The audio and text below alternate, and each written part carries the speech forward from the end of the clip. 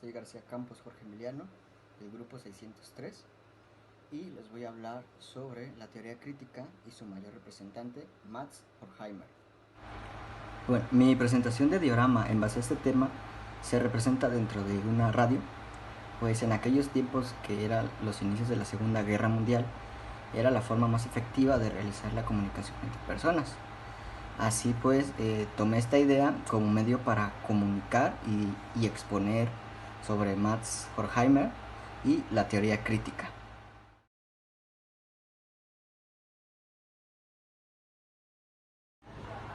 Max Horkheimer, filósofo y sociólogo alemán, nació el 14 de febrero de 1895 en Stuttgart, Alemania. Dejó de estudiar con 15 años para aprender y trabajar en la fábrica de su padre, tras finalizar la Primera Guerra Mundial, en la que fue llamado a filas en 1917, aunque al poco tiempo fue retirado por no ser apto para el servicio. Después de esto, llegó a terminar el bachillerato y cursó estudios de filosofía y psicología en las universidades de Múnich, Friburgo y Frankfurt, donde se doctoró en 1922 con una tesis dirigida por Hans Cornelius sobre la antinomía del juicio teleológico. Como profesor en 1925 en la Universidad de Frankfurt y desde 1930 fue profesor titular de la filosofía social y después director del Instituto de Investigación Social en esta institución. Tras la llegada del poder de Hitler y ser clausurado el instituto en 1933, se mudó a París y trabajó como profesor de la Escuela Normal Superior. Un año después se trasladó a Nueva York, ingresando en el Instituto de Investigación Social, que con su nueva denominación Nueva Escuela de Investigación Social se reinaugura y asocia a la Universidad de Columbia. En 1950 volvió a la Universidad de Frankfurt, de la que entre 1951 y 1953 fue su rector, retomando también la dirección del Instituto de Investigación Social y su actividad docente, la cual prolongó hasta 1953, lo que empezó a la formulación de una teoría crítica. Sus principales tesis de esta teoría las formuló en diversos artículos del periódico alemán, que sirvió como órgano portavoz del instituto durante la década de los 30, colaborando con Theodor Adorno, con el que escribió Dialéctica del Iluminismo en 1947. Regresó a Estados Unidos para dar clases en la Universidad de Chicago entre 1954 y 1959. Ya convertido en profesor emérito, emigra a Lugano. Sus trabajos fueron reunidos en 1968 con el título Teoría Crítica.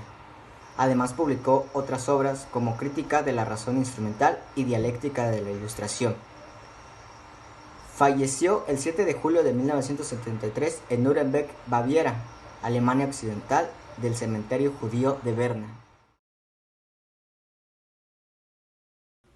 El concepto de la teoría crítica se emplea en la filosofía para referirse a la doctrina desarrollada por la llamada Escuela de Frankfurt, un movimiento que tuvo su base en el Instituto de Investigación Social de la Universidad de Frankfurt del Main.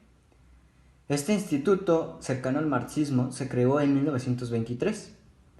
Un grupo de pensadores partió de la teoría marxista tradicional y tras realizarse una serie de críticas desarrolló un nuevo cuerpo teórico, calificado por algunos autores como neomarxistas. Esta escuela, que fue afectada en el momento por el partido nazi, sus integrantes se vieron en la necesidad de huir del país, refugiándose en otros países del continente europeo y americano.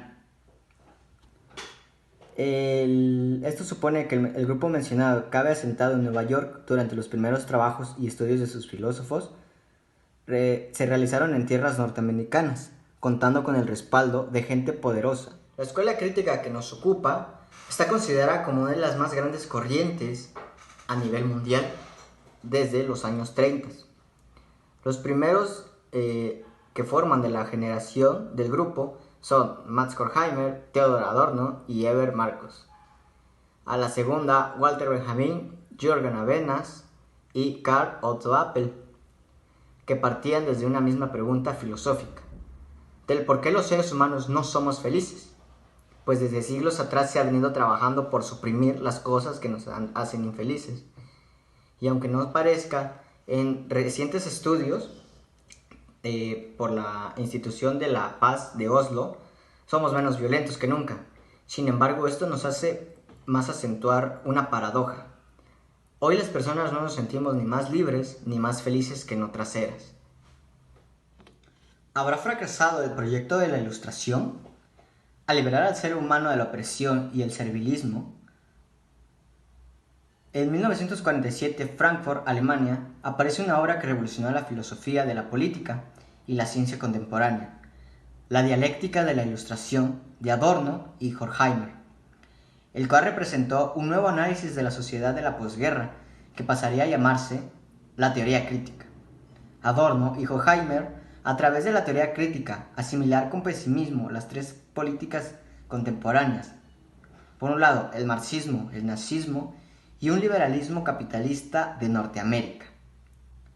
Para la teoría crítica, este monstruo de tres cabezas es el resultado de la Ilustración, corriente del pensamiento que en su aparente voluntad por darle al ser humano la libertad de manipular y dominar la naturaleza, acabó por el contrario, haciendo infeliz y dominado por otros. Para explicar esto, podremos recordar que anteriormente estábamos sometidos a regímenes feudales, reinos, dioses, etc. La Ilustración llegó y le dijo a los seres humanos: mira, la monarquía es un poder representativo, pero no es dueño de ti. Puede haber una mayoría por encima de tu persona, pero tú tienes derechos universales. Y por último, puedes creer o hacer lo que tú quieras y no ser discriminado por ello. Como corriente de pensamiento, la teoría crítica se oponía a la teoría tradicional, basada en los postulados de las ciencias naturales y el positivismo, tan en boga para la época de aquel entonces y actual, a la cual se le acusaba de reducir el conocimiento en una reproducción conceptual que los datos que mostraba la realidad, ¿no? En ese sentido, entendía que el concepto económico y político y social vigente por aquellos años resultaba diferente al planteado por el marxismo, comunismo y capitalismo, por lo que se propuso reinterpretar la teoría original, subrayando que el conocimiento se constituye en la misma realidad y no mediante la reproducción de conceptos, es decir, separando al sujeto de la realidad, y que todo conocimiento depende de la práctica de la época y la experiencia, dado por su dialéctica negativa. Por extensión, el conocimiento sistematizado y la ciencia se desarrollan de acuerdo a los cambios de la vida social. La praxis de esta forma se vincula a la organización del conocimiento científico que existe en el momento histórico determinado, por lo cual se rechaza la posibilidad de construir una utopía positiva.